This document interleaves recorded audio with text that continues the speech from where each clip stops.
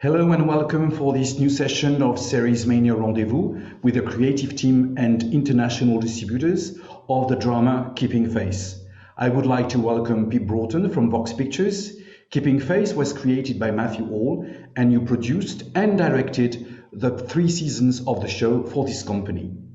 Gwenllian Gravelle, since June 2019, you are the S4C Drama Commissioner, as Keeping Face was jointly commissioned by BBC One and S4C, and Emmanuelle Guilbart, you're the joint CEO and co-founder of About Premium Content, commonly known as APC, a Paris-based global boutique studio that is active in the international distribution, development, production, and financing of high-end TV program. Before going back to the roots of the creation of Keeping Face, let's have a look at the trailer of the 3rd season.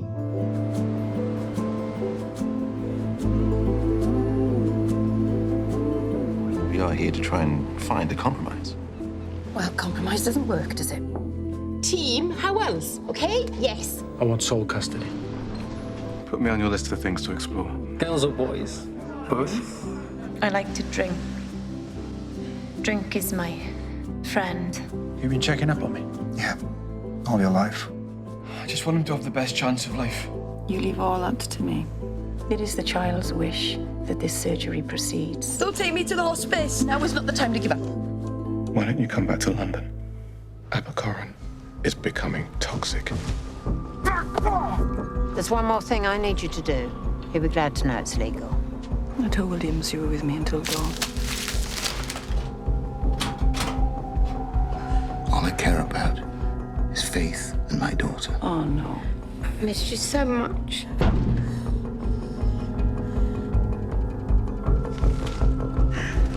We all have to deal with living without the people we love.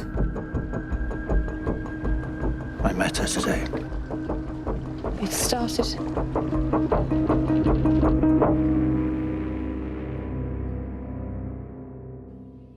Keeping Face was filmed and set in Wales and first broadcast in Welsh on the channel S4C from November 2017 with the original title Un Bore Mercher, I'm not sure of my Welsh, which means one Wednesday morning, which is actually the day the whole story unfolds.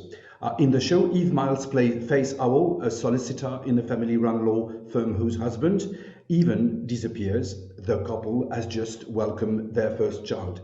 Renamed Keeping Face in the English version, it premiered on BBC One Wales in February 2018. The show was extremely popular in Wales, with an average of 3,000 viewers per episode, making it the most popular show on BBC Wales for the last 25 years.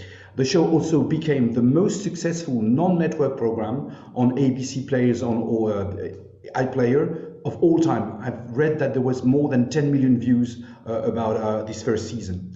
The first time we've heard about Keeping Face, Pip, was at the Series Mania Co-Production Forum when you pitched the show. How did you introduce it and what happened then? Wow, I mean, it's so long ago now. We've made 3 seasons in 2 languages since then, but I'll try and remember that moment because it was a defining moment for the series. And it was where, I met Emmanuelle and the relationship between Vox and APC was bonded. So I just stood there and I said, what would you do? What would you do if the man you loved more than anything in the world kissed you goodbye one morning, got into his car and never returned? What would you do if you found in his clothes a fake ID? What would you do if you were accused of being involved in his murder? What would you do if your children were taken away by the social services? What would you do? And I can just remember when I pitched that there was something that happened in the room, which, as a theatre director, that there's something that landed with people. And I think it's because it was a universal story. It could happen to you, that the person that you love walks out and disappears for a number of reasons. And I think it's that universality that just touched people. And it's a moral story. It's a very female story.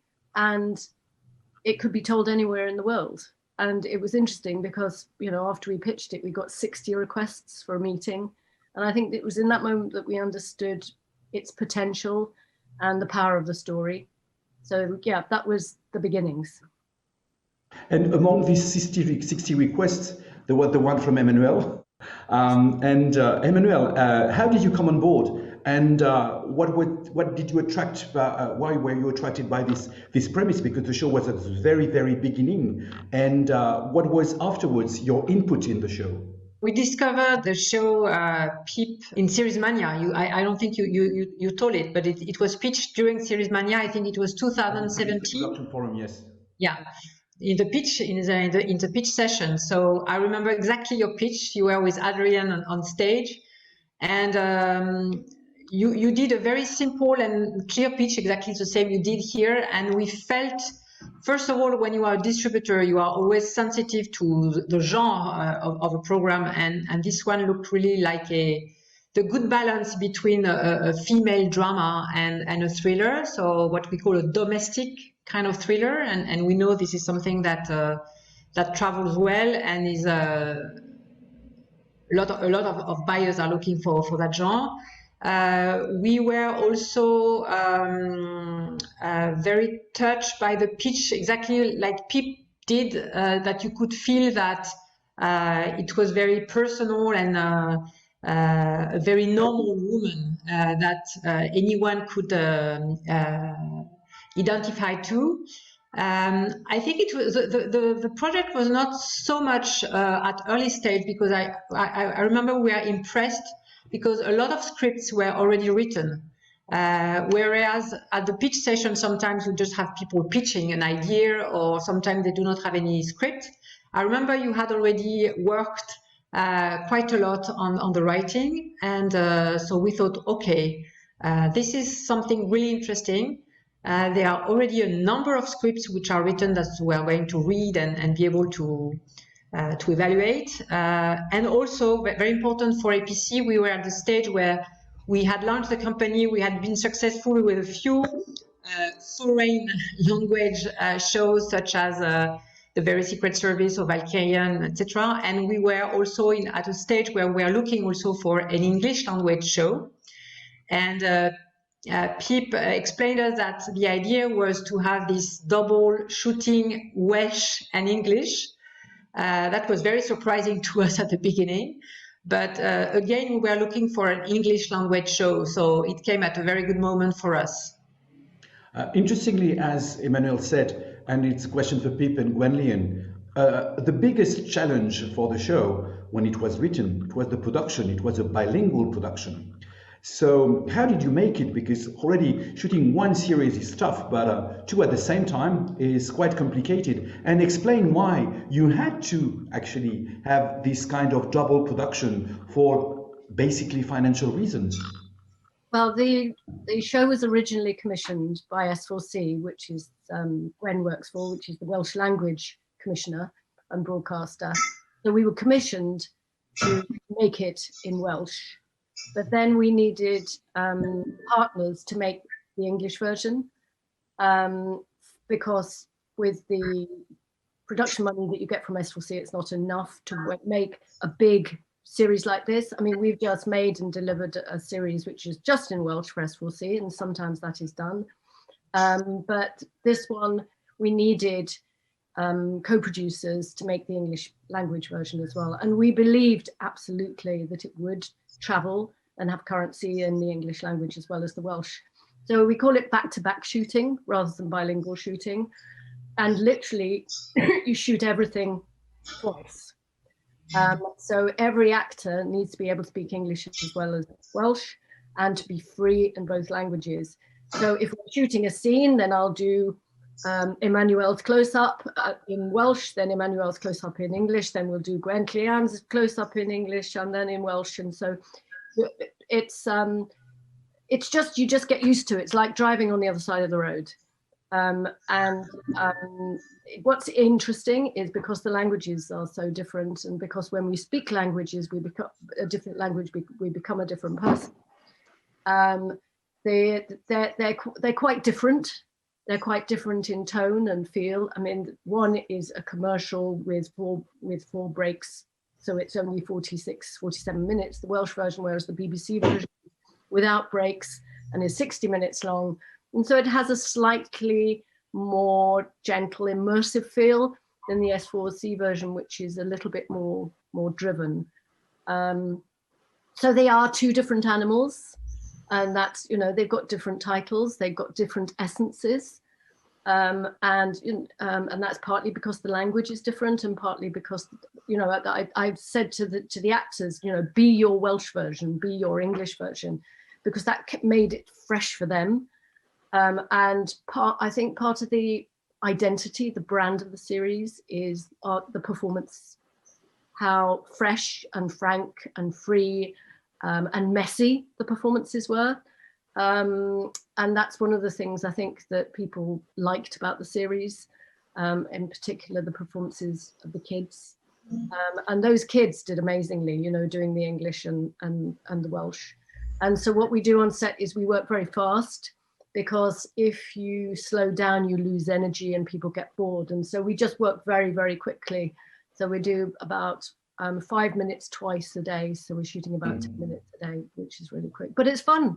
And we keep it fun, and I think that shows, don't you think, Gwen? Absolutely. I think it gives it that freshness and the spontaneity, because there's not much time. You're working so hard with them on set, but the actors, of course, because they have to do it twice, and we haven't got an infinite amount of time to shoot it, that they have to just be in the moment. And the wonderful performances we've got in Welsh and in English, and as you say, I think it was slightly different. And most of the actors who I spoke to and themselves said that they did give a slightly different performance.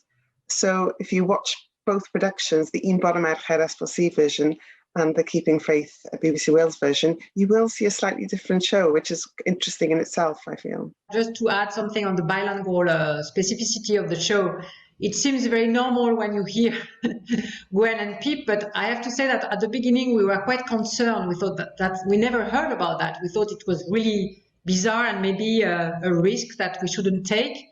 And I have to say that hopefully you had done already Hinterland, and we watched Hinterland, and it seemed absolutely normal production. So it was an important element of reinsurance for us, because really that was the first time we heard about this double shooting. Yeah, well, as you said earlier, our budgets as a public service broadcaster, the budgets are quite tight.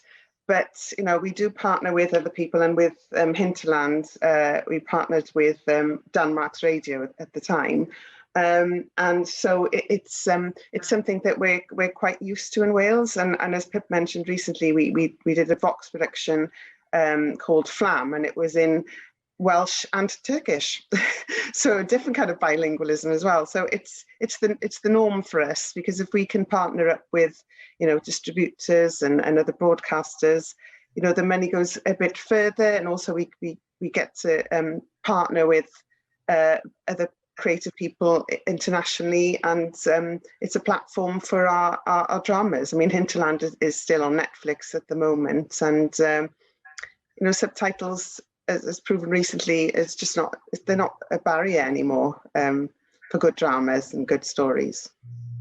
According to the show legends, is it true that Eve Miles at the very beginning was not fluent in Welsh and even was not speaking Welsh?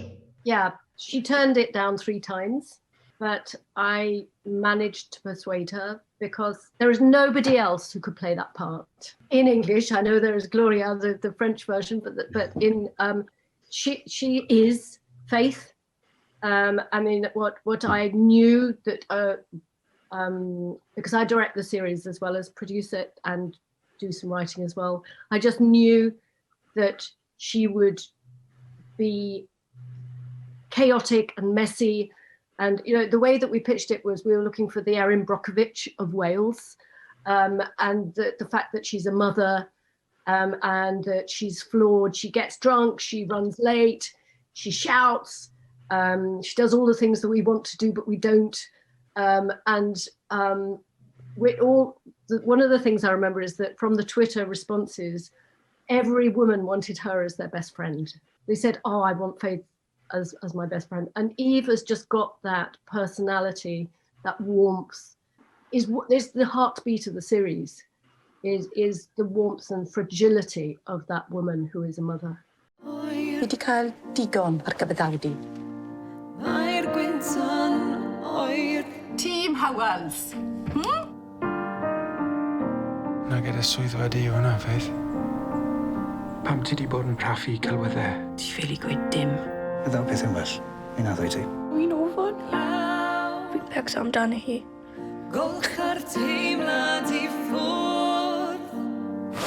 Mae'n gorffennol. Sa'n mynd nôl na, okay? When you financially packaged the show, you went and actually had the accord of Acorn TV at the very early stage, and Acorn TV was not as big as it is today at the time. Yeah, so just to come back on the financing for a minute, there was quite an important gap to find. So we did that with Nevision, which at the time was the partner of APC, which is a London-based company specialized in gap financing, that followed us on the financing.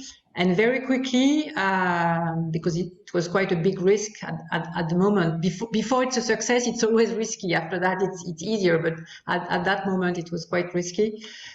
So we were trying to find a pre-sale in the US, especially to try to limit the financial exposure. And yes, we convinced Acorn, which is an SVOD service operating in the US, which is quite a niche service. At that time, it was quite a niche service, targeting an audience of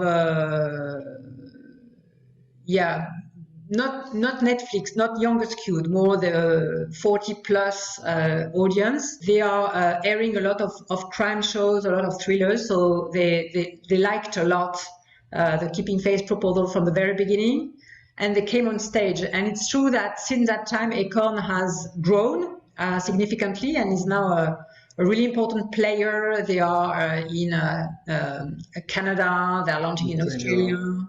They have been, if I'm not mistaken, taken over by the AMC group. And I think within the AMC, that has also other SVOD service like Sundance Now, I think Acorn has really the experience of subscription, of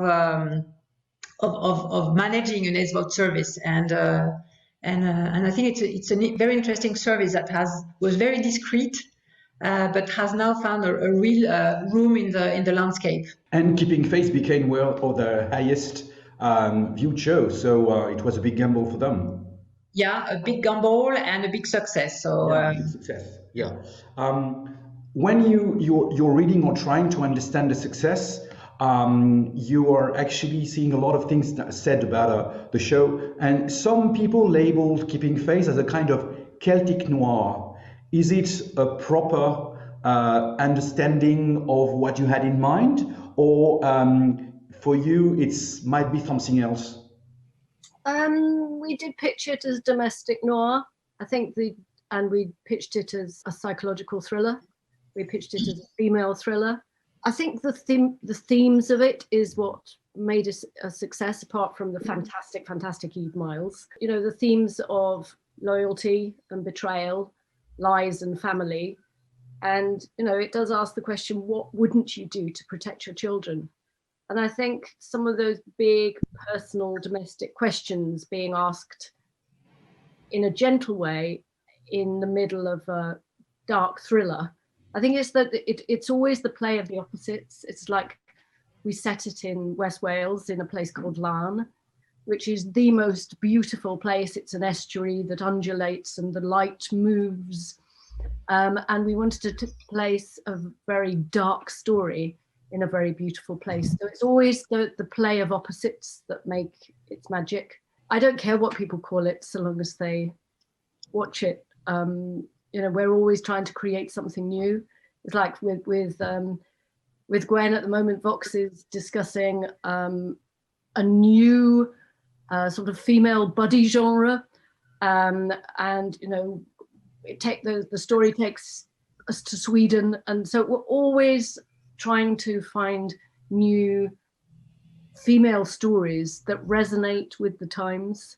You know, I think that the thematics of today are different to the thematics of 5 years ago, and it's finding that those central characters that resonate with the thematics of the day.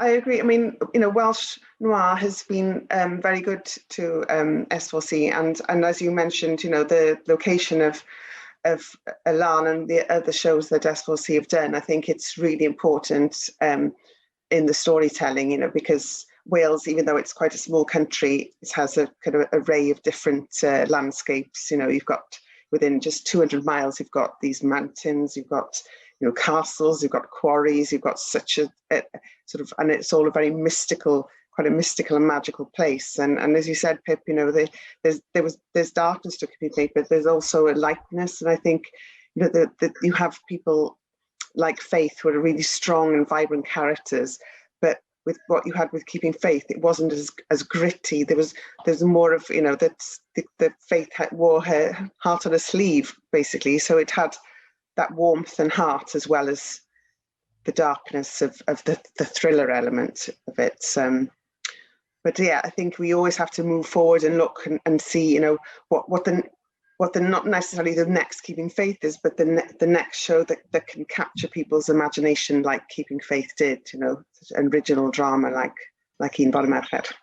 To complement with what was said on the international feedback, and the positioning was not exactly a Welsh noir, because we thought, I mean, on the international market, there are other shows that are stronger thrillers, or which are darker, or which are noirer, or so we really positioned it more like the balance of a thriller with a very strong female story. And all the feedbacks we had was that the show was really good, but what was outstanding was Eve Miles' performance, and that was really her charisma that really convinced a lot of people and made the difference. You talked about Eve Miles' performance, but there is one element in the show that was probably maybe even more popular than Eve's performance, her yellow coat. Who became the hottest trend item. Where did the idea come from, and were you expecting such a resonance for such a kind of piece of garment? It came from conversations with Maggie Russell, who was the executive producer for BBC. I mean, we were aware that we needed something to stand out against that beautiful background. And we tried green coats, and we tried grey coats, and we tried but all the colours coats. But as soon as we placed that yellow coat in that setting, it was right. But the weirdest things happened, afterwards. You know, there were dogs wearing yellow coats. They sold out of the yellow coats. And yes, I mean, we didn't know that it would be such an icon, but it worked photographically for us, and then it just snowballed and just became a brand. Great marketing idea. If it was not a marketing idea, it is a very good marketing idea. We used it actually. We did yellow umbrellas, yellow sweatshirts, yellow on the marketing for our clients. The yellow was great. Yeah.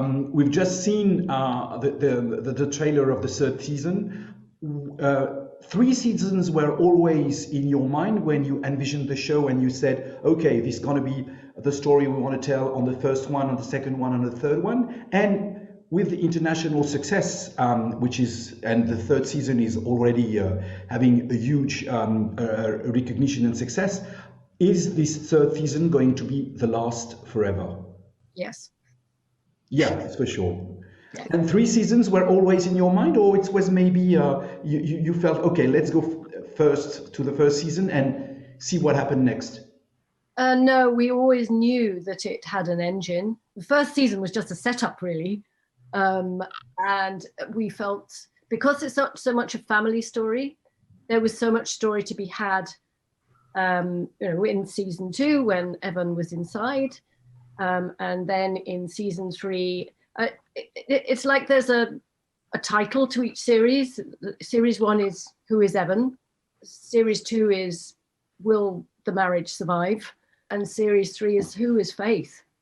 And so that triptych is quite pleasing.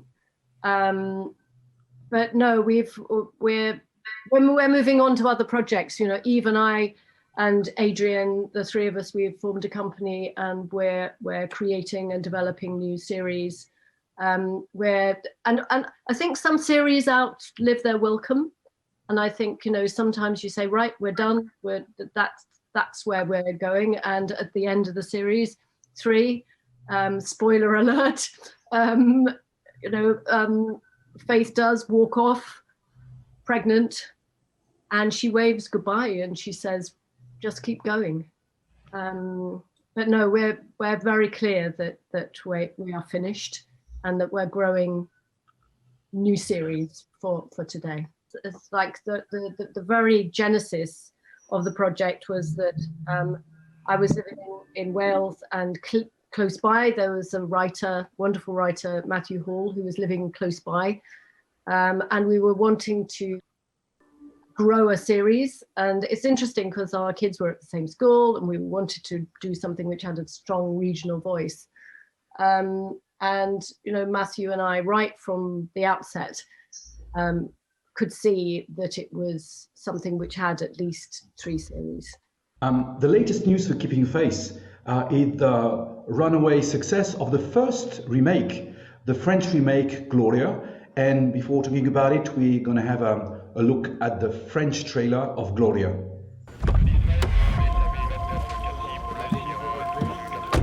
Qu'est-ce qu'ils disent? Ils ont trouvé le corps. C'est un homme. Ils sont en train de le remonter.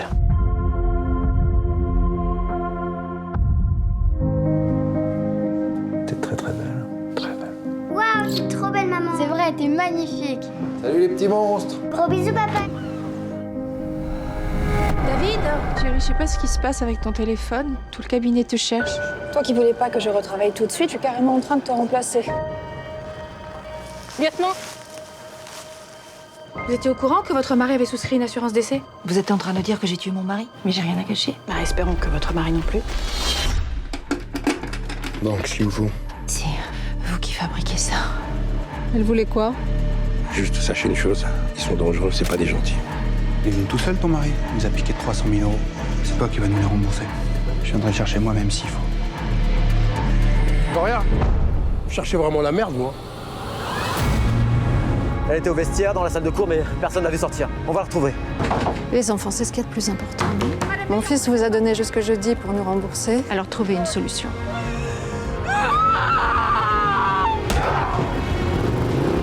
Rendez-moi tout de suite ma fille, espèce de taré! Maman!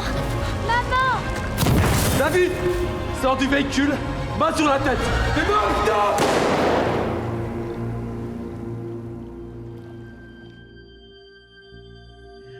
The show has been produced by Quad Drama for TF1, the leading private channel in France, and has averaged more than 7 million viewers on Thursday night, which is a very competitive night, so it's quite a feast for everyone. Emmanuelle, you're also handling the rights of Gloria, but how did this remake happen? I think it was very simple. We are doing our job. So we were advertising. We know the remake business is growing. So we have specific tools and specific files with producers that we know are interested by formats.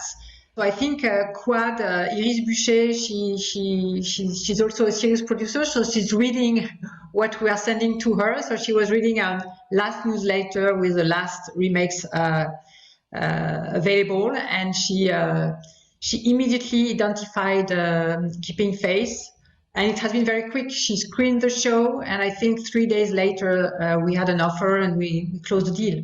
So nothing fancy, very, very efficient, very quick.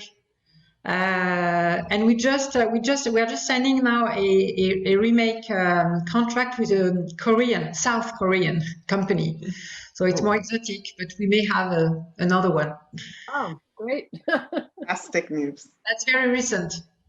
Actually, the concept of the show can travel worldwide, and there may be more remakes coming. Absolutely, especially after the success of the French one.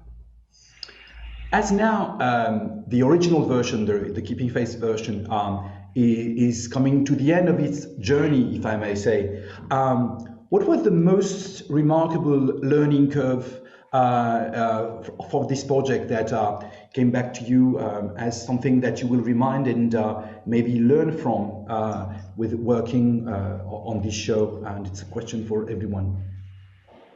Pip? Don't give up and don't compromise. I mean, it was the start was difficult. Some people didn't get it, the premise that this was before Series Mania. They thought it was too small. Some people felt it wouldn't sit comfortably alongside some of the bigger projects. And so we really had to be very tenacious. It was, 5 years from the beginning of development to Series Mania. But over those 5 years, Matthew had written 8 scripts.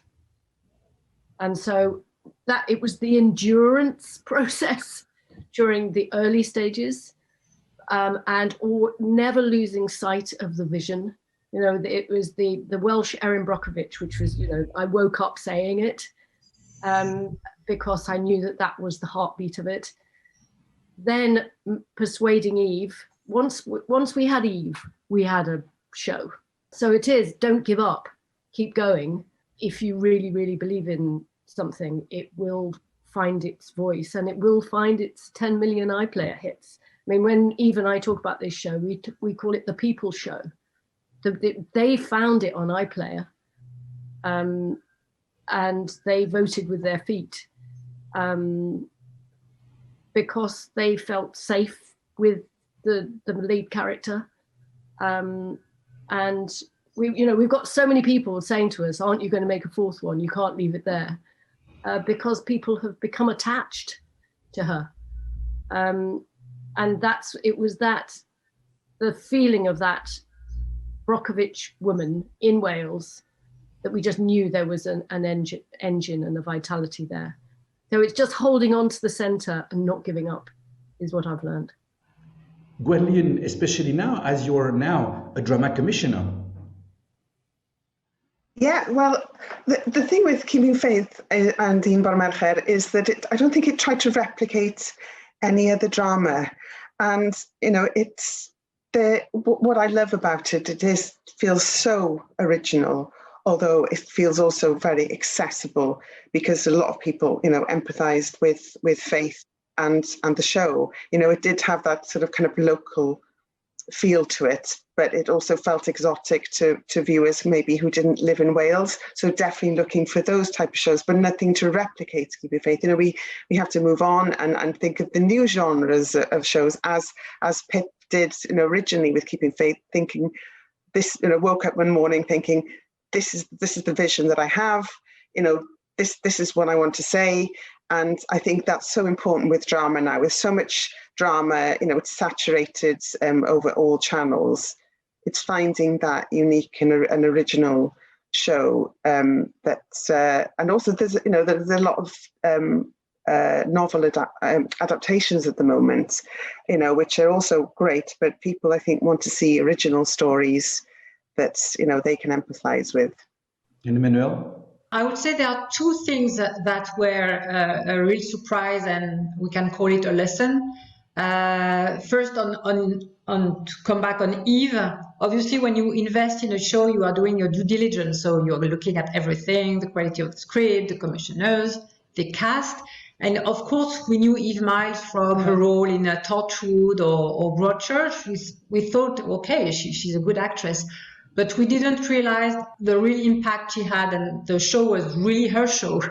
The connection between this show and her was just perfect. So it really upgraded a lot, and that was something that was impressive to see. The second thing also, which we had not predicted at all, is that obviously when we planned the financing, we had pre-sold the US Northern America to Acorn. Wales obviously was with S4C and BBC Wales. And normally in the upcoming revenues, we had UK. That was a very important territory for us in the financing. And at some point, we had not realized that the airing on BBC Wales was triggering the iPlayer. And during 2 weeks, or during a few days at least, we were absolutely scared that the iPlayer would jeopardize our UK sale. And for us, it was like really scary. And what is really interesting is that actually the contrary happened. It's because on the iPlayer, it exploded. As Pip said, I mean, the number of views were incredible. The social networks, everybody was talking about the show and the yellow coat. Eve was then invited on all the talk shows in the UK. And BBC, the central BBC, who considered the show at the beginning like more a regional show, thanks to the iPlayer and thanks to this marketing made by the iPlayer, considered the show very differently after that, and BBC One finally bought it. So that's interesting that what we saw as a threat finally came up as a great thing. Pip, Gwenllian, Emmanuelle, thank you very much for your insights and the best of luck for your upcoming projects. In the next Series Mania Rendezvous, we'll be heading north, we'll be heading to Quebec to discover the province's latest series and creative hub. See you again very soon. Thank you. Merci.